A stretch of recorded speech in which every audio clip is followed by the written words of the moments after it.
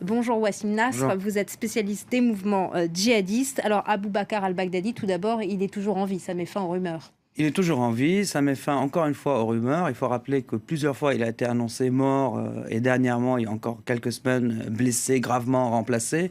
Donc ça met un terme à ce genre de rumeurs. Il faut se rappeler aussi que dans ce genre de groupe, dans ce genre d'organisation, la personne n'est pas vraiment importante. Ça veut dire le jour où il sera tué, il y aura un remplaçant. Ils vont fêter sa mort comme la mort d'un martyr. Il sera très vite remplacé. C'est dans l'ADN des groupes djihadistes. C'est l'idéologie qui prime et non la personne.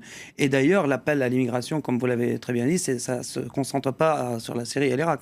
C'est aussi ouvert pour la Libye, pour l'Afrique de l'Ouest avec la dernière allégeance de Boko Haram, vers les zones tribales pakistanaises, et le Yémen aussi, parce que l'État islamique, là, dans ce discours aussi, il a confirmé, ou il a béni, entre guillemets, ce qui a été accepté par son porte-parole il y a quelques mois, comme allégeance venant de Boko Haram, au Nigeria, et du Yémen, et ce qu'ils appellent le Khorasan, ce qui est Pakistan, Afghanistan, Iran. Donc ils sont implantés partout et il bénit, il encourage ses combattants à tenir bon dans cette guerre contre l'Occident et contre le monde entier d'ailleurs.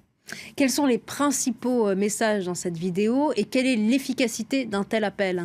Il y a plusieurs messages, donc l'appel à émigrer, mais ce qui est habituel, si je puis dire. Il y a un autre message, il y a plusieurs autres messages qui sont très importants. D'abord, ce qui s'adresse à la population irakienne, parce qu'on sait très bien que l'État islamique a avancé d'une manière significative à Anbar et à Ramadi il y a encore 2 semaines, ce qui situe aussi le discours dans le temps.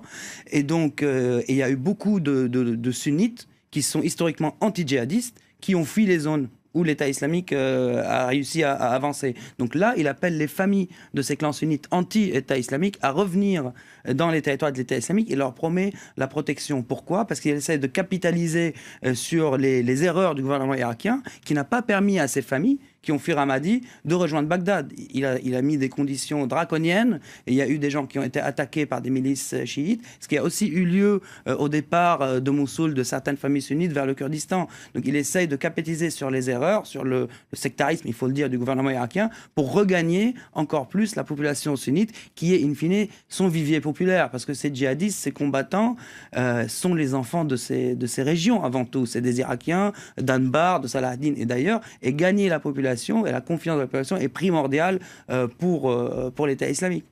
Y a-t-il un message spécifique aux puissances occidentales? Parce que c'est un défi qui est lancé là. Bien sûr, il y a les messages habituels donc, de défiance aux puissances occidentales, mais il y a aussi un message qui est quand même plus ou moins inédit vis-à-vis des populations musulmanes en Occident. Parce qu'il les considère comme une catégorie en soi, et il leur dit regardez comment vos gouvernements commencent à vous épier, vous soupçonner, vous surveiller. La prochaine étape, les gouvernements occidentaux vont vous opprimer, voire vous tuer. Donc votre seul choix, votre seul refuge sera l'État islamique. Donc faites vite. Venez nous rejoindre ou agissez là où vous êtes. Donc là, il essaye vraiment aussi, encore une fois, de capitaliser sur les événements ici en Occident. Parce qu'on sait très bien, dès qu'il y a une attaque terroriste, après, les gouvernements resserrent les étaux, il y a des lois assez liberticides. Et donc, il essaye aussi de capitaliser là-dessus. Et donc, c'est pour dire aussi que son discours est vraiment, vraiment global. Donc, il englobe tous les volets militaires sur place, les volets politiques. Il y a aussi quelque chose à noter, c'est que ce discours, il sort le jour où les pays du Golfe sont en réunion aux États-Unis.